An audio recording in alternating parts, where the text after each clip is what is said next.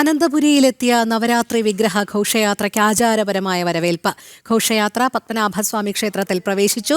സരസ്വതി ദേവിയെ കുതിരമാളികയിലെ ചൊക്കിട്ട മണ്ഡപത്തിൽ ഇറക്കി എഴുന്നള്ളിക്കുന്നതോടെ നവരാത്രി ആഘോഷങ്ങൾക്ക് തുടക്കമാകും. തിരുവിതാംകൂർ രാജകുടുംബാംഗങ്ങൾ യാത്രയെ വരവേറ്റു. ക്ഷേത്രത്തിലെ ചടങ്ങുകൾക്ക് ശേഷം വേളിമല കുമാരസ്വാമിയെ ആര്യശാല ദേവീക്ഷേത്രത്തിലേക്കും 300 നങ്കയെ ചെന്തിട്ട ദേവീക്ഷേത്രത്തിലേക്കും ആനയിച്ചു. പ്രശാന്ത് ശങ്കരമംഗലത്ത് ചേരുന്നു. പ്രശാന്ത്, ഇനി അനന്തപുരിക്ക് ആഘോഷത്തിന്റെ ദിനങ്ങളാണ്. എന്തായാലും നവരാത്രി വിഗ്രഹ ഘോഷയാത്രയ്ക്ക് ആവേശോജ്വലമായ സ്വീകരണമാണ് തിരുവനന്തപുരത്ത് ഒരുക്കിയിരിക്കുന്നത്. മറ്റ് വിവരങ്ങൾ?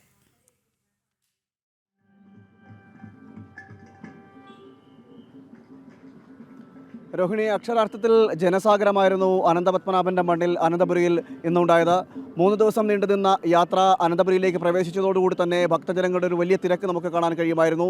നഗരപ്രദേശങ്ങളിലേക്ക് എത്തുമ്പോൾ കൂട്ടം കൂട്ടമായി ഭക്തർ ഓരോ സ്ഥലത്തും തട്ടം നേർന്നുകൊണ്ടും പുഷ്പമാല ചാർത്തിക്കൊണ്ടും യാത്രയെ വരവേൽക്കുന്ന ഒരു കാഴ്ചയും നമ്മൾ കണ്ടു. അല്പസമയം മുമ്പാണ് 3 ദിവസം നീണ്ടുനിന്ന യാത്ര അനന്തപത്മനാഭന്റെ മണ്ണിലേക്ക് എത്തിയത്. ആചാരപരമായിട്ടുള്ള വരവേൽപ്പായിരുന്നു യാത്രയ്ക്കുടനീളം ലഭിച്ചത്. പത്മനാഭസ്വാമി ക്ഷേത്രത്തിലേക്ക് എത്തിയ യാത്രയെ തിരുവിതാംകൂർ രാജകുടുംബാംഗങ്ങൾ ആചാരപൂർവ്വം വരവേൽക്കുകയും ചെയ്തു.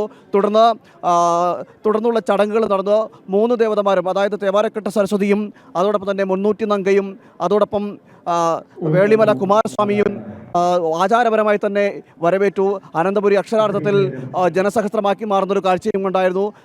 ഈ ഉത്സവത്തെപ്പറ്റി സംബന്ധിച്ച് പറയുകയാണെങ്കിൽ വലിയ രീതിയിലുള്ളൊരു പ്രാധാന്യം തിരുവിതാംകൂറിനുണ്ട്, അതോടൊപ്പം തന്നെ അനന്തപുരിക്കുമുണ്ട്. കാരണം എല്ലാ ഈ നവരാത്രി ആഘോഷങ്ങൾക്കും അനന്തപുരിയുടെ നവരാത്രി ആഘോഷങ്ങൾക്കാണ് വലിയ പ്രാധാന്യമുള്ളത്, വലിയ പ്രാധാന്യത്തോടെ കാണുകയും ചെയ്യുന്നു. അതുകൊണ്ട് തന്നെ ചരിത്രപരമായും അതോടൊപ്പം തന്നെ പൗരാണികമായ രീതിയിലുള്ള തിരുവിതാംകൂർ രാജകുടുംബാംഗത്തിൻ്റെ രാജഭരണകാലത്തുണ്ടായിരുന്ന അതേ രീതിയിലുള്ള ആചാര അനുഷ്ഠാന പൈതൃകങ്ങളോടുകൂടി തന്നെയാണ് ഇപ്പോഴും യാത്ര നടന്നു വരുന്നത്. അതുകൊണ്ട് തന്നെയാണ് ഇത്രയും ദൂരം ഈ ആധുനിക കാലത്തിൽ പോലും കാൽനടയായി തന്നെ ഈ യാത്ര അതേ പറവടിയോടുകൂടിയും അതേ പഴമയോടുകൂടിയും അത് ഒട്ടും തന്നെ ചോരാതെ യാത്രയെ ആനയിക്കുന്ന ഒരു ചടങ്ങും അതോടൊപ്പം തന്നെ പണ്ട് കാലത്ത് നടന്ന അതിന് സമാനമായി തന്നെ പോലീസിൻ്റെ ഗാർഡ് ഓഫ് ഓണർ അടക്കമുള്ള ചടങ്ങുകൾ നടന്നു. ഓരോ സ്ഥലത്തും യാത്രയെ ഇറക്കി പൂജിക്കുമ്പോഴും അവിടെ നിന്നും ആ യാത്ര പുറപ്പെടുമ്പോഴും പോലീസിൻ്റെ ഗാർഡ് ഓഫ് ഓണർ നൽകും. അങ്ങനെ ആചാരപരവും അനുഷ്ഠാനപരവുമായിട്ടുള്ള ആഘോഷങ്ങൾക്കായിരുന്നു തലസ്ഥാന നഗരിയും അതോടൊപ്പം തന്നെ തമിഴ്നാടിൽ നിന്നും വരുന്ന സമയത്തടക്കം യാത്രയ്ക്ക് ലഭിച്ചത്.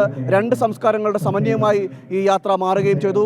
അനന്തപുരിയുടെ ആഘോഷങ്ങൾക്ക് തുടക്കം കുറിച്ചിരിക്കുകയാണ്. നവരാത്രി ആഘോഷങ്ങൾക്ക് ഇതോടുകൂടി തുടക്കം കുറിച്ചിരിക്കുകയാണ്.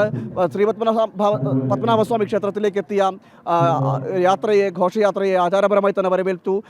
ക്ഷേത്രത്തിൻ്റെ 2 കരയും ഭക്തജന സഹസ്രം നിരന്നു നിന്നുകൊണ്ട് തന്നെ താലപ്പൊലിയും വാദ്യമേളങ്ങളും ആഘോഷവും വായ്ക്കുറവയോടുകൂടി തന്നെ ഭക്തർ വരവേൽക്കുകയും ചെയ്തു. തുടർന്ന് കുതിരമാളികയ്ക്ക് മുന്നിൽ 3 വിഗ്രഹങ്ങളും നിരന്നു നിന്ന് പൂജിച്ചതിന് ശേഷമാണ് ഈ ചെന്തിട്ടയിലേക്കും ആര്യശാലയിലേക്കും 300 നങ്കയും കുമാരസ്വാമിയും എഴുന്നള്ളിയത്. ഇതോടുകൂടി തന്നെ ആചാരപരമായിട്ടുള്ള അനുഷ്ഠാനങ്ങൾക്കും അതോടൊപ്പം തന്നെ നവരാത്രി ആഘോഷങ്ങൾക്കും അനന്തപുരിയിൽ തുടക്കം കുറിച്ചു. ഇനിയുള്ള 9 നാൾ അനന്തപുരിക്ക് ആഘോഷരാവാണ്. നവരാത്രി ആഘോഷത്തിൻ്റെ രാവ് കൂടിയാണ്. അതോടൊപ്പം തന്നെ അനുഷ്ഠാനത്തിൻ്റെയും ആചാരത്തിൻ്റെയും കൂടി ഒരു ദിനങ്ങൾ കൂടിയാണ് കടന്നു വരുന്നത്.